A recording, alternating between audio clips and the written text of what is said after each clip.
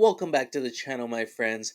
My name is Ifty. We're exploring the realm of spirituality, higher guides, and sharper intuition. In this video, we're going to be exploring 12 ways that you may have accessed higher guides without even knowing it.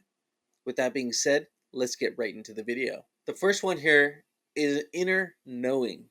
You just know. There's three ways to access this sort of information. Is through your body, when you have a strong intuitive full pull. It's some of these things are pretty hard to describe, but it's felt through your body. There's an emotion. So maybe when you're around a specific person or in a certain situation, there's a strong, unexplainable emotion that comes up. And then the third one here is mentally. So this is kind of engaging with the analytical side of your mind as well. When you have that sort of feeling or hunch that you just know what's up. We're becoming more and more disconnected from this side of our brain, the right side of our brain that's responsible for this abstract thinking and abstract thought. But there's some research that shows this right sided thinking, this heart mind connection, sometimes, actually, a lot of the time, is a lot more accurate than even our analytical sides would convince us to believe. The second one here is embodied sensations. So tingling, vibration, could be feeling hot or cold. These things happen when, I know mediums have described this, when they're in a room with spirits around. There'll be a feeling like that comes up. And me personally, the first time connecting with my higher guides, there's a strong feeling that came in. It was a sort of a vibration, along with like a tingling feeling in my hands and my feet. And now that I mention it, there's a story that came up where I worked at a restaurant, and this restaurant was a over 100 years old, and it used to be an old mansion actually. And in this mansion was owned by a doctor, kind of a kooky doctor actually. He was a little bit out there.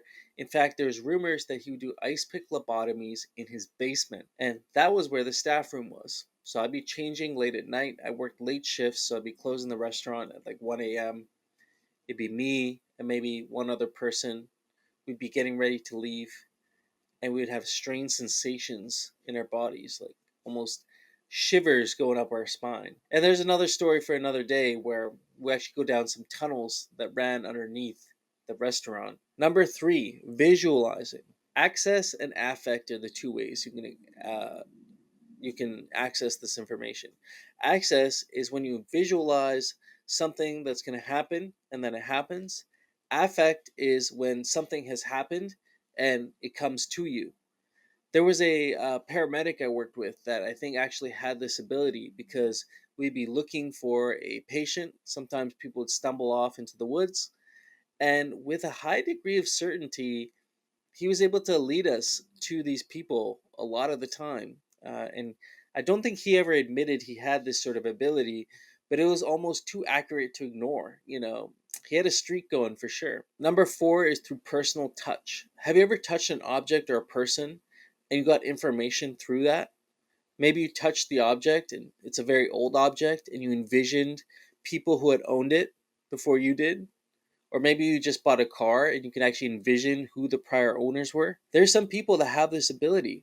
And it's an incredible ability to be able to collect knowledge through inanimate objects, and especially through people. Number five, healing with your intentions.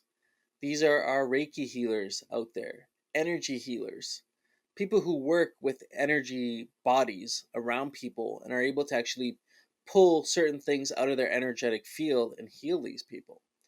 I had one experience with a Reiki healer years ago. I laid on her table and she was using her hands to do a body scan, and she was able to find places in my body that I hadn't even told her I was having issues. And she had told me how she was able to heal these things. She was able to move her hands around my back, and actually, a lot of my back pain went away after that, ironically. So, there's definitely something there. I would like to explore the realm of Reiki, energy healing. If you're an energy healer, put it down in the comments below. I'd love to know your take on this. Maybe even share some experiences that you might have had. Number six is knowing the future. When you just know what's going to happen. There was a psychic, I believe, that actually predicted the Boston Marathon bombing, which is really interesting to me. I think the government agencies do look for people like this to bring on and be able to see things happening. For example, the CIA, they were working on remote viewing. Remote viewing is the ability to see locations far away, maybe even on the other side of the planet, and be able to project ourselves over there and be able to see what exactly is happening. Number 7, physical sensations from others. There was a doctor I worked with that would have these sensations he would pick up from his patients. Patient would come in with knee pain and he would start feeling the knee pain. And now this could be a gift and a curse, especially if you're a doctor. I believe there's even a movie or some books even written on this, of doctors being able to pick up these feelings from patients and then be able to sort of inspect their own feeling and find the root cause of what's causing the patient pain through their own experience. Number 8 is knowing yourself. There's definitely an aspect of self development here, because I believe everybody has this ability to get to know themselves. But one experience I had was when I was quite young. I had first moved here to this part of the country in British Columbia, and I started having like digestive issues. And I went to the doctor. And he said, "Hey, we did your tests. You have GERD, and you're gonna have it for life. You got to take these pills." I said, "No thanks, doc." I walked out of there, and I had a deep feeling that I had the ability to heal this. And through inner knowing and following my intuition, I was able to find holistic remedies, and I was able to treat this condition myself that some people live with throughout their whole lifetime. I've had other situations like that, getting injured at work, with doctors telling me I may need surgery, and through an inner knowing and a path of self pursuit, I was able to heal a lot of my own injuries by myself. Number 9, knowing others' minds. This is telepathy. Sort of creepy when you can tell what somebody else is thinking, and somebody who's very tapped in is able to read other people's minds even at a distance. Now, I believe this isn't a unique ability per se. I remember being on taking some psilocybin with some friends when I was younger, and there's 4 of us in a room. We'd done quite a high amount, and we had a whole conversation amongst ourselves without even speaking a word. It was one of the most surreal experiences I can remember. There's even a study that was done by the US military on people who had done acid, soldiers actually, specifically who had done acid. They had one soldier sitting underneath a tree and another soldier sitting in a bunker. They're both on acid, and the soldier who's sitting in the bunker was asked to write down the thoughts of the one who's sitting in the tree, or underneath the tree, I should say. And almost to a T, he was able to write what the soldier was thinking at a far distance. I think it was 50 meters or more, which just comes to show that humans have this sort of ability, and it's something that can be trained and sharpened. Number 10 is communication with non physical beings. This is mediumship. People who are able to talk to ones who have left this earth, souls who have left the planet, or maybe in some sort of, in between state, or maybe they're in another dimension, but they're able to actually communicate with these beings. Number 11, dreams. My girlfriend may have this ability because she tells me some of the most vivid, incredible dreams, and years down the line, these things will actually happen. It's really incredible. And she kind of shrugs it off at the time. It's hard to see where these things will lead. But I've talked about it in another video about higher guides and how higher guides view our future much differently than we view it. Sure, there's probabilities in our free will, but they can also see the whole completeness of our journey based on the decisions we're making today. And perhaps, being part of the 4D mind, that oneness consciousness, perhaps some people are able to tap into this and actually download information that is going to happen. There are some people that can access things like the Akashic Records, which is this sort of archive of collective human consciousness since the beginning of our conscious time.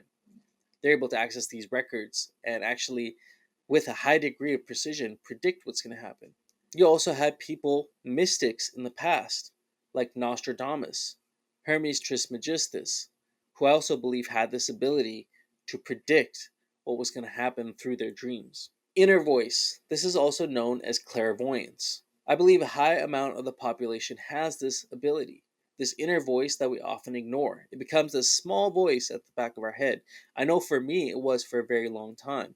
And more often now, I've been hearing this voice a lot louder. For me personally, it's a voice that sounds like myself, things that I would already think about. And maybe that's the difference between a psychic ability and a mental health challenge, is that the psychic ability is a voice that sounds very much like you, but maybe with a greater depth of wisdom.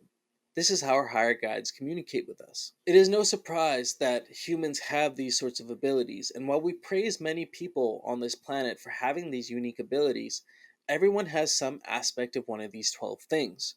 It's all a matter about tapping in with your deeper intuition. Once you strengthen that heart mind connection and sharpen your intuition, you'll come to know what your specific abilities are. What is your signature ability? Tapping into this connection is going to help you really understand who you are and what it means to be human.